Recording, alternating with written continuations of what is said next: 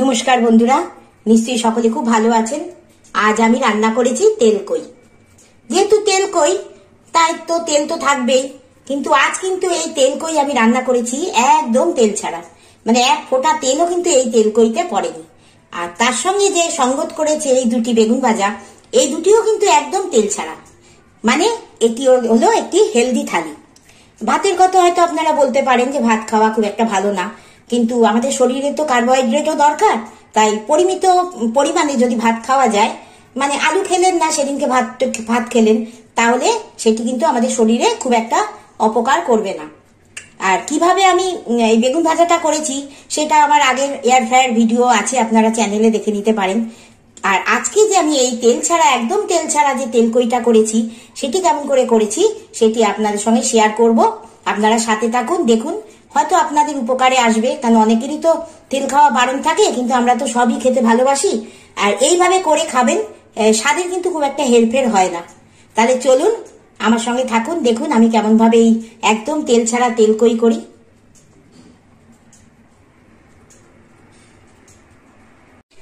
আমি তেলকই কেমন করে রান্না করলাম একদম তেল ছাড়া, সেটাই এখন শেয়ার করছি। দেখুন, আমি এখানে কড়াইটা একটু গরম করতে বসিয়ে দিয়েছি। এটা একটু ভালো করে গরম হবে।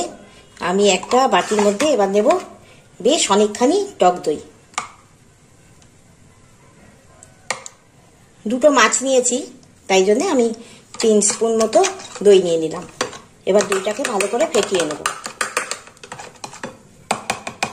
এবার এর মধ্যে দেব, আমি একদম ঘরোয়া ভাবেই এই তেলকই রান্না করছি।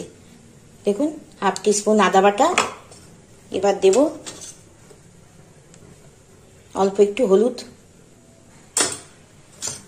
দেব লঙ্কার গুঁড়ো, ঝাল যে যেমন খান সেরকমই দেবেন। আর দেব জিরের গুঁড়ো, এটিও 1/2 টিস্পুন দিলাম। এবার ভালো করে মশলাটাকে মিশিয়ে নেব। একটু সামান্য জল দিয়ে ভালো করে গুলিয়ে নেব।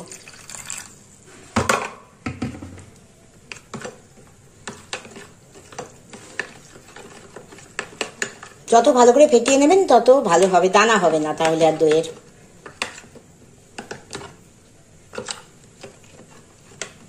এটা ভালো করে ফেটিয়ে নিয়ে আপনাদের দেখাচ্ছি। দেখুন, একদম স্মুথ করে ভালো করে দইটা ফেটিয়ে নিয়েছি। এদিকে কড়াইটাও বেশ গরম হয়ে গেছে। এবার আমি কড়াইয়ের মধ্যে দেব সাদা জিরে, একদম শুকনো কড়াইয়ের মধ্যে। দেখুন,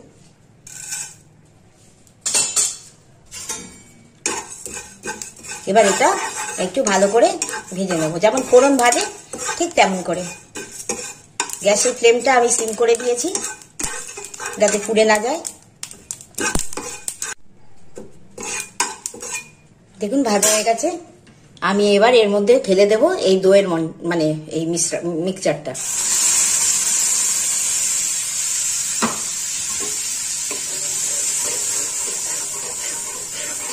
ভালো করে এবার এটা নামিয়ে নেব। এবারে যে মশলার বাটিটা যে গুলেছিলাম তার মধ্যে একটু জল দিয়ে সেটাও ঢেলে দেব।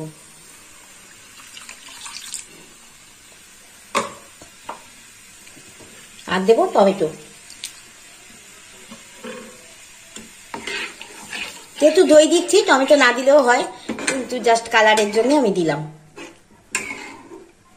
এবার এটা অনেকক্ষণ ধরে ফোটাবো।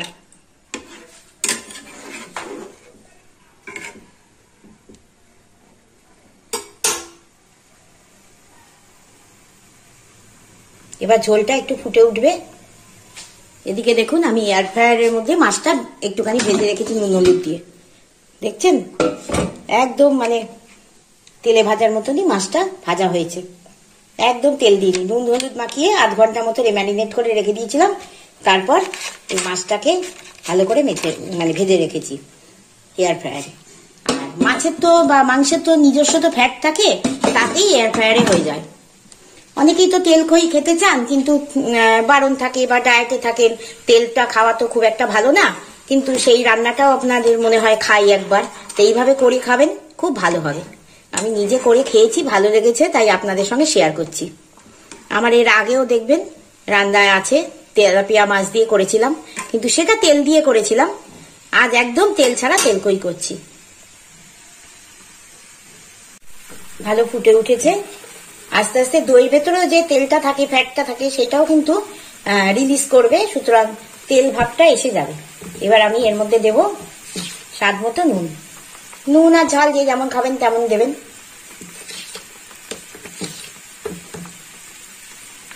তেলকইতে তো বেশি ঝোল থাকে না, তাই খুব একটা আমি জল দিলাম না। ওই দইয়ের বাটিটা যেটায় মশলা গুলেছিলাম সেইটার মধ্যেই যতটা জল দিয়ে, একটুখানি জল দিয়ে দিলাম, যাতে মশলাটা, যেহেতু একদমই তেল ছাড়া, তাই মশলাটা পুড়ে যাওয়ার ভয় থাকে, তো তাই জন্য একদম একটুখানি সামান্য জল দিয়ে দিলাম।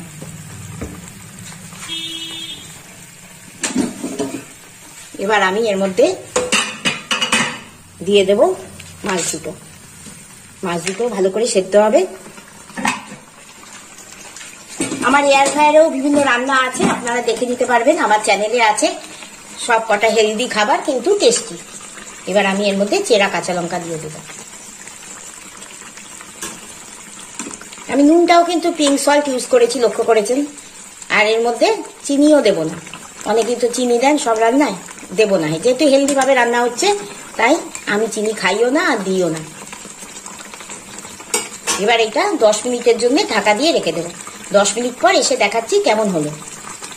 আর গ্যাসের আঁচটাও সিম করে দেবো। প্রায় 10 মিনিট হয়ে গেছে। আমি মাছটাকে একটু উল্টে দিই। দেখুন কেমন তেল বেরিয়ে গেছে। কে বলবে যে এর মধ্যে কেউ তেল দেয়নি?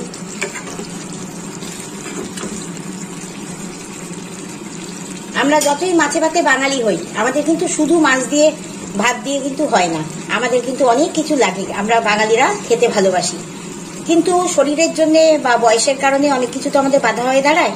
কিন্তু সেইগুলোও আমরা খেতে পারবো যদি আমরা সেইগুলো হেলদি ভাবে রান্না করে থাকি। যেমন ধরুন ভাত ডালের সঙ্গে আমাদের তো একটু ভাজা লাগে, কিন্তু ভাজা খাওয়া আমাদের বারণ থাকে, কিন্তু মাছের সঙ্গে একটু ভাজা দিয়ে খেতে খুব ভালো লাগে। তাই জন্য দেখুন বাঙালির প্রিয় ভাজা এখানে হচ্ছে এয়ার ফ্রায়ারে। কি সুন্দর ভাজা হচ্ছে দেখুন।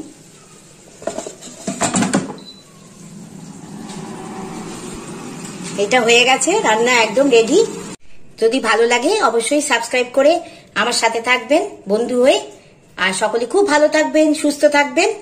আজ আসি, নমস্কার।